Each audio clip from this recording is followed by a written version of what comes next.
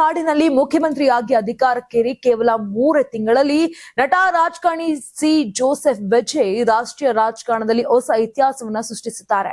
ಖ್ಯಾತ ಮಾಧ್ಯಮವೊಂದು ನಡೆಸಿದ mood of the nation August 2026ರ ಸಮೀಕ್ಷೆಯಲ್ಲಿ ಭಾರತದ ಮುಂದಿನ ಪ್ರಧಾನಿ ಹುದ್ದೆಯ ರೇಸ್ನಲ್ಲಿ ವಿಜಯ್ ಬರೋಬ್ಬರಿ 3ನೇ ಸ್ಥಾನಕ್ಕೆ ಜಿಗಿದು ದಿಗ್ಗಜರನ್ನೇ ಬೆರಕುಗೊಳಿಸಿದ್ದಾರೆ. ಹೌದು, ಸಮೀಕ್ಷೆಯ ಪ್ರಕಾರ ಪ್ರಧಾನಿ ನರೇಂದ್ರ ಮೋದಿ 48.7% ಮತಗಳೊಂದಿಗೆ ಮೊದಲ ಸ್ಥಾನದಲ್ಲಿದ್ರೆ ರಾಹುಲ್ ಗಾಂಧಿ 27.1% ಬೆಂಬಲದೊಂದಿಗೆ 2ನೇ ಸ್ಥಾನದಲ್ಲಿದ್ದಾರೆ. ಆದ್ರೆ ಎಲ್ಲರನ್ನ ಕೂಡ ಅಚ್ಚರಿಗೊಳಿಸುವಂತೆ ತಮಿಳಗ ವೆಟ್ರಿ ಕಳಗ ಮುಖ್ಯಸ್ಥ ಹಾಗೂ ತಮಿಳುನಾಡು ಸಿಎಂ ವಿಜಯ್ ಅವರು 9.2% ಜನ ಬೆಂಬಲ ಪಡೆದು 3ನೇ ಸ್ಥಾನ ಗಿಟ್ಟಿಸಿಕೊಂಡಿದ್ದಾರೆ. ಇವರ ನಂತರದ ಸ್ಥಾನಗಳಲ್ಲಿ ಮಮತಾ ಬ್ಯಾನರ್ಜಿ, ಅಖಿಲೇಶ್ ಯಾದವ್ ಮತ್ತು ಅರವಿಂದ್ ಕೇಜ್ರಿವಾಲ್ ಇದ್ದಾರೆ. ಕೇವಲ ಪ್ರಧಾನಿ ಆಯ್ಕೆ ಮಾತ್ರವಲ್ಲದೆ ವಿರೋಧ ಪಕ್ಷಗಳ ಮೈತ್ರಿಕೂಟವನ್ನ ಮುನ್ನಡೆಸಲು ಅತ್ಯಂತ ಸೂಕ್ತ ನಾಯಕ ಯಾರು ಎಂಬ ಪ್ರಶ್ನೆಗೂ ವಿಜಯ್ 12.2% ಬೆಂಬಲದೊಂದಿಗೆ ದ್ವಿತೀಯ ಸ್ಥಾನ ಪಡೆದಿದ್ದಾರೆ.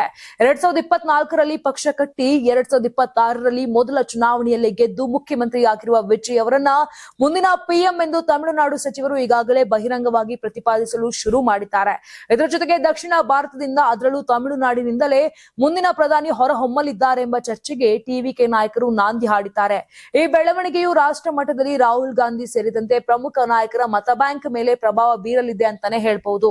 ವಿಜಯ್ ಕೇವಲ ತಮಿಳುನಾಡಿನ ಗಡಿಗೆ ಸೀಮಿತವಾಗದೆ ರಾಷ್ಟ್ರೀಯ ರಾಜಕೀಯದ ಕಲ್ಪನೆಯಲ್ಲಿ ಗಟ್ಟಿಯಾಗಿ ನೆಲೆಯೂರಲು ಆರಂಭ ಮಾಡಿದ್ದಾರೆ ಎಂಬುದನ್ನ ಈ ಸಮೀಕ್ಷೆ ಸಾಬೀತುಪಡಿಸಿದೆ. 2029ರ ಸಾರ್ವತ್ರಿಕ ಚುನಾವಣೆಗೆ ಇನ್ನು 3 ವರ್ಷಗಳ ಸಮಯವಿದ್ದು ಈ ಜನಪ್ರಿಯತೆಯನ್ನ ರಾಷ್ಟ್ರಮಟ್ಟದ ಚುನಾವಣಾ ಶಕ್ತಿಯಾಗಿ ಪರಿವರ್ತಿಸುವುದು ವಿಜಯ್ ಅವರ ಮುಂದಿರುವ ದೊಡ್ಡ ಸವಾಲು.